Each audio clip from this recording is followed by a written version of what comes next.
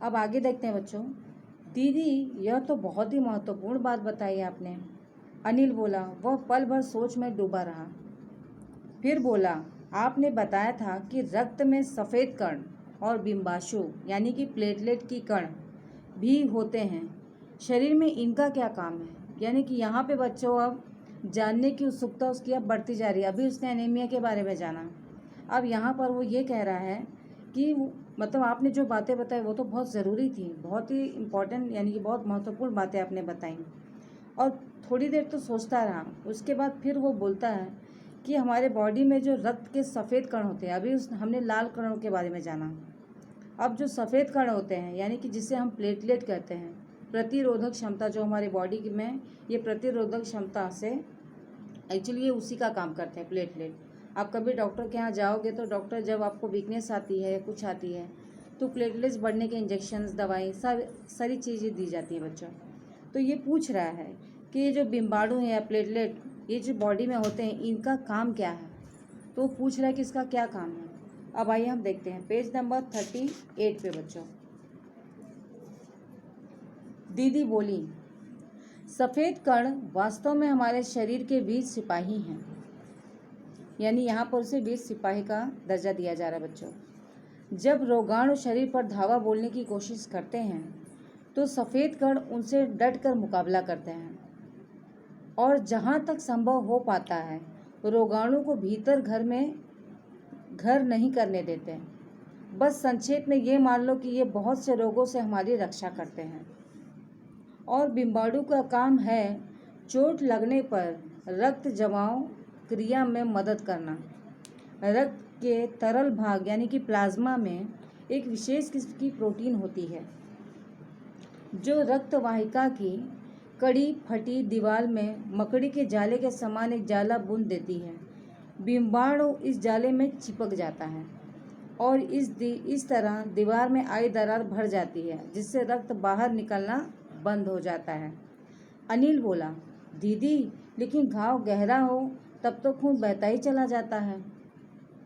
तो बच्चों यहाँ पे अब दीदी बता रही हैं कि सफ़ेद कण का काम क्या है हमारे शरीर में। तो यहाँ पे हम उसे एक वीर सिपाही का दर्जा डॉक्टर दीदी ने यहाँ दिया है। अब वीर सिपाही उसे क्यों कहा जा रहा है?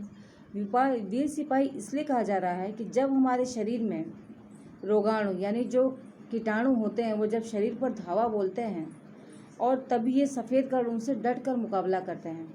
यानी मैंने जैसा कि आपको पहले भी कहा था बच्चों, प्रतिरोधक क्षमता यानी हमारी शरीर में जो शक्ति है, जो रक्त है, जो हमारी बॉडी को सुचारू रूप से चलाता है, हमारे शरीर को सुचारू रूप से उसका ख्याल रखता है, वो ये प्लेटलेट ही होते हैं।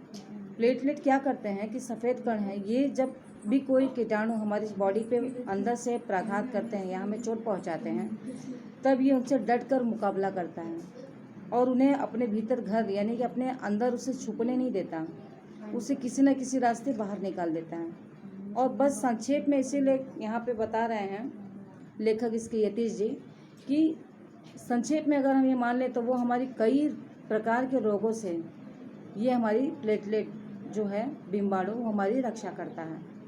अब बिम्बाणु का काम क्या है ज़रा उसे बारीकी से हमें समझना होगा। बिम्बाणु का काम बच्चों ये, जब हमें चोट लग जाती है, अगर हल्की कोई चोट आई है या कोई घाव है या कुछ कट जाता है तो उस पर रक्त जमाव क्रिया में ये मदद करता है। यानी अगर जब तक खून दबेगा नहीं, रक्त जमेगा नहीं, तब तक क्या होगा, खून बहता जाएगा। तो अगर खून बह जाएगा तो शक्ति तुरंत कम हो जाएगी और खून का ज़्यादा शरीर से निकल जाना भी हमें और बीमार बना सकता है। तो इस नाते से यहाँ पे वो उसे जमाव क्रिया में मदद करता है। यानी कि रक्त के तरल भाग यानी जो प्लाज्मा होता है, जो तरल पदार्थ होता है, वो एक किस्म की प्रोटीन होता है और जो रक्त वाहिका में कटी फटी दीवारों में, जैसे मकड़ी का जाला आपने देखा है ना कैसा होता है, इसी प्रकार से ये मकड़ी के जाले के समान हमारे बॉडी में एक ऐसे जाले के समान एक दीवार को बना देता है और जाला बुन देता है। बुनने के बाद बिम्बाणु जो होते हैं उस जाले में ही वो चिपक जाते हैं।